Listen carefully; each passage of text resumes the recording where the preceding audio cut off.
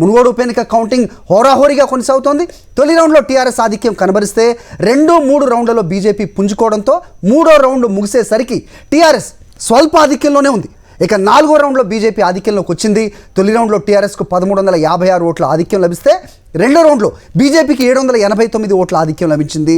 2 రౌండ్లు ముగిసేసరికి టీఆర్ఎస్ 564 ఓట్ల ఆధిక్యంలో అప్పుడుంది.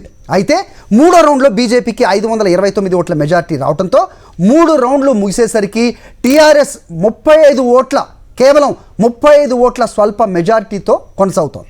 ప్రస్తుతం 4వ రౌండ్ ఓట్ల లెక్కింపులో కూడా బీజేపీ ఆధిక్యత కొనసాగుతోంది. ఇదే ట్రెండ్ కొనసాగితే 4 రౌండ్లు ముగిసేసరికి మొత్తం టోటల్గా బీజేపీ అయితే కొద్ది గొప్ప ఓట్లతో ముందు అంజలో ఉండే అవకాశం అయితే ప్రస్తుతం మనకు కనిపిస్తోంది. రాకేష్ రెడ్డి దగ్గరికి వెళ్దాం. మా కరెస్పాండెంట్ అక్కడ కౌంటింగ్ సెంటర్ వద్ద ఉన్నారు. Rakesh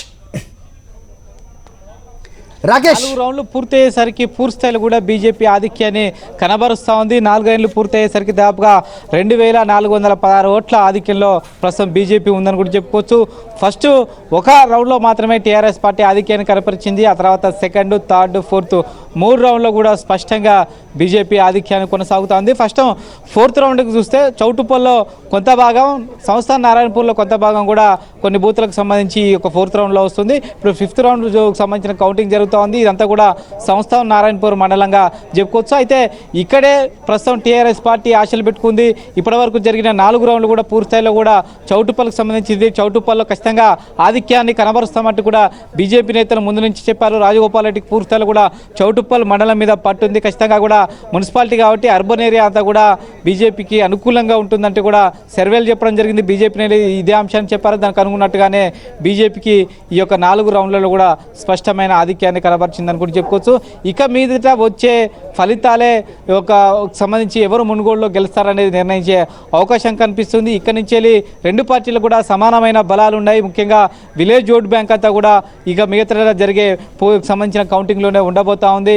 at the same time Congress party కూడా సంస్థాన్ నారాయణపూర్ మీదే నమ్మకం పెట్టుకుంది. ఇక్కడ పీసీ చీఫ్ రేవంత్ రెడ్డి మండలానికి ఇన్ఛార్జిగా ఉన్నాడు.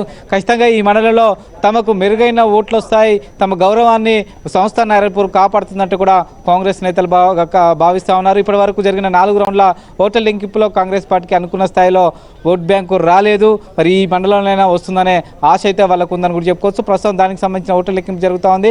5వ రౌండ్ కూడా మరొక 5 నిమిషాల్లో ఫలితాలు వెల్లడయ్యే అవకాశం ఉంది. ఇక టీఆర్ఎస్ పార్టీ అనుకున్నట్టుగానే జరిగింది. రోడ్లకు సంబంధించిన గుర్తు కొంతమేర కూడా ఓట్లు లాగేసుకుందని కూడా చెప్పుకోవచ్చు. ముందు నుంచి కూడా ఆ యొక్క గుర్తును తొలగించాలి అంటూ కూడా టీఆర్ఎస్ పార్టీకి సంబంధించిన నేతలు ఎన్నికల కమిషన్ ఫిర్యాదు చేయడం జరిగింది. అయితే ఇండిపెండెంట్కి సంబంధించిన గుర్తులు ఉండడం దృష్ట్యా కూడా ఆ గుర్తును తొలగించలేదు. ప్రస్తుతం దానికి కూడా కొంతమేర ఓట్లు పడ్డట్టుగా తెలుస్తూ ఉంది. టీఆర్ఎస్ పార్టీకి సంబంధించి ఓట్లు తగ్గడంలో కూడా ఈ యొక్క రోడ్ల గుర్తు కొంత ఉన్నట్టుగా ప్రస్తుతం అయితే ప్రచారం జరుగుతుందని కూడా చెప్పుకోవచ్చు. చూడాలి మరి సంస్థాన్ నారాయణపూర్కి సంబంధించి ఎలా ఉండబోతుంది, ఫలితాలు ఏ విధంగా ఉండబోతున్నాయి, ఇదే మునుగోడు గెలుపు నిర్దేశించబోతున్నట్టు కూడా అందరిలో ఒక చర్చ అయితే జరుగుతుందని కూడా చెప్పుకోవచ్చు. ఓకే రాకేష్ రెడ్డి.